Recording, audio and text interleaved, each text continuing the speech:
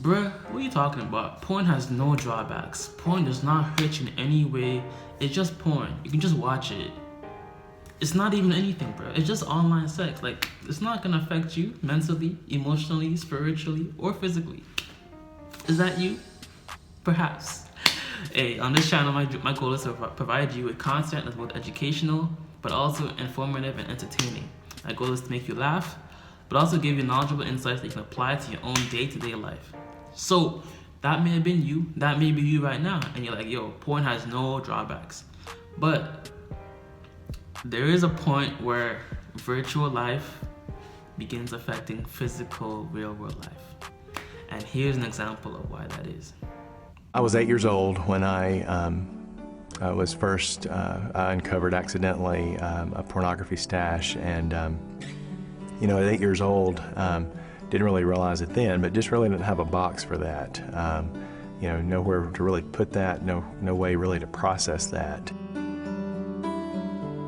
With my religious upbringing, you know, just felt very ashamed, very guilty, dirty, and definitely kept it a secret. When I met Trey, he was smart and very intellectual. He was very much, he loved sports, you know, football. We'd play Frisbee on the quad at Sanford, yet he was very passionate about God, and I love that. And I really felt that eventually I would overcome the struggle on my own, and nobody'd ever have to know the difference, and my secret would be safe, and my pristine, perfect reputation that I had managed for so many years would be intact. I always felt like I was going to marry somebody in the ministry. My dad had been in ministry, and a lot of my family members were in ministry, and it just kind of was in me. I had planned to tell her about my struggle, and I was very scared because I knew she loved who she saw me to be and who she thought I was, but it was going to be a risk to share the secret that nobody else knew. There was a family member that had kind of, our stories were similar. Was a good athlete, everything had always come easy, and he had actually had an affair. And I remember Melody saying, "I'm afraid that you're going to be like my cousin, and your rebellious period is going to be after we get married." And when she said that, I remember just saying, well, I can't tell her. There were times throughout the course of our marriage where he just seemed like he wasn't here, wasn't present. And we would talk, but it just wasn't that intimacy that I found. And about year 7, I just remembered thinking to myself, is this all that marriage, you know, kind of the death of a dream, I guess, a little bit? Is this all that marriage is cracked up to be? For a lot of people, they go to chat rooms, and it started innocent enough with sports chat, a big SEC football fan, and it started there. But what I began to find, really for the first time in my life, it was an opportunity for me to get to know people and them to get to know me with no preconceived notion. Unfortunately, they did go from just the sports stuff to more local chat rooms, and then more of a sexual, explicit nature. Ultimately, in 1997, had my first one-night stand with someone I didn't even know her last name. It wasn't until my kids were 5, 4, 2 years old, and 6 months that I had come to terms with Trey. I had gotten into his wallet to get some money out for something, and I found a receipt in his wallet that were for some items. I think it was flowers and chocolates. I can still hear her sobbing, and just this almost a wailing, and just it ripped my heart out.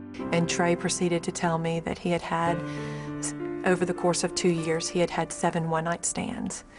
And what do you do with that?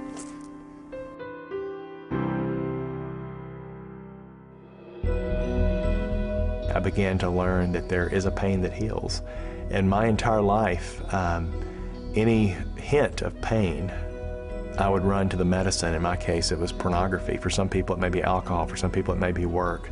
You know, whatever we use in our life to make life work on our terms. The healthier that I got, the more that it took pressure off.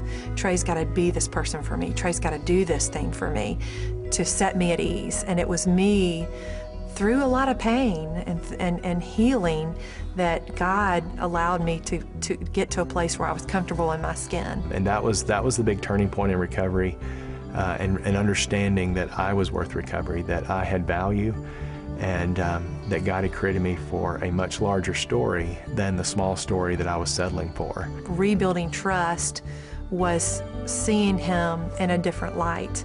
It was also me becoming a different person and then fleshing that out together.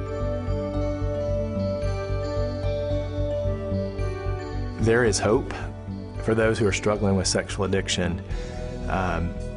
This cannot be overcome in isolation.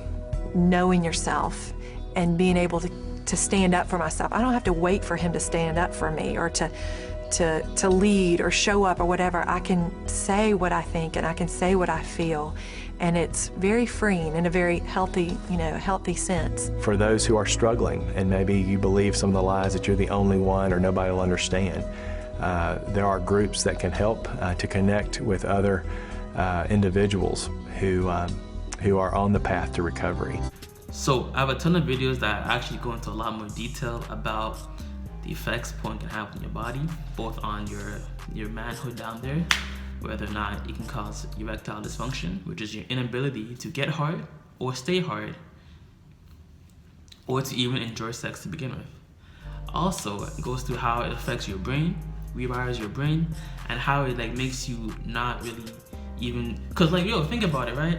When you watch porn, you feel like a man. You're here, you're smashing one girl or two girls or however many girls you're there. But then when you go out into the real world, you're not approaching any girls. You're not talking to any girls, or you're not talking to girls as much as you would like to, or you're not having as much success in the real world as you are in the quote-unquote virtual world, right? You could be here watching a gangbang session, you smashing 2 or 3 girls or whatever it is, right? But then in the real world, nothing like that's happening. Or nothing close to that's happening.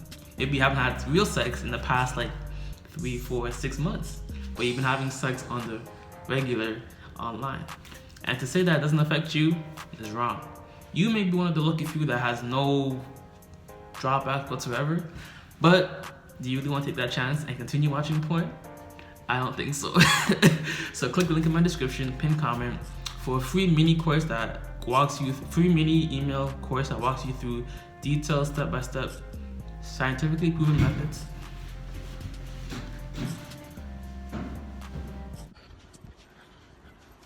Hello! Hello out there! So click the link in the description for a detailed mini course email course that walks you through scientifically proven methods that are unconventional but effective in curbing your addiction to pornography, or any addiction for that matter. Coffee, gambling, alcohol, whatever it is, I got you. Also, I have a ton of other videos. You may want to watch the one about how to actually stop those urges, or about erectile dysfunction. That's videos especially. So tap in, watch my videos. I appreciate you. As always, my saying, always, always, always remember, if it doesn't feed you, don't water it. Whatever it is, people, environment, situations, circumstances, what you're watching, what you're taking in, what you're listening to, if it's not nurturing you and making you better, cut it off, friend.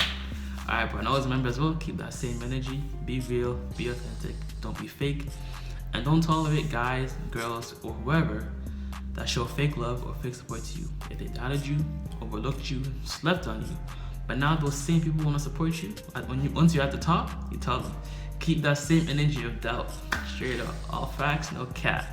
Alright, bro, deuces. The daily, man, I don't care how long it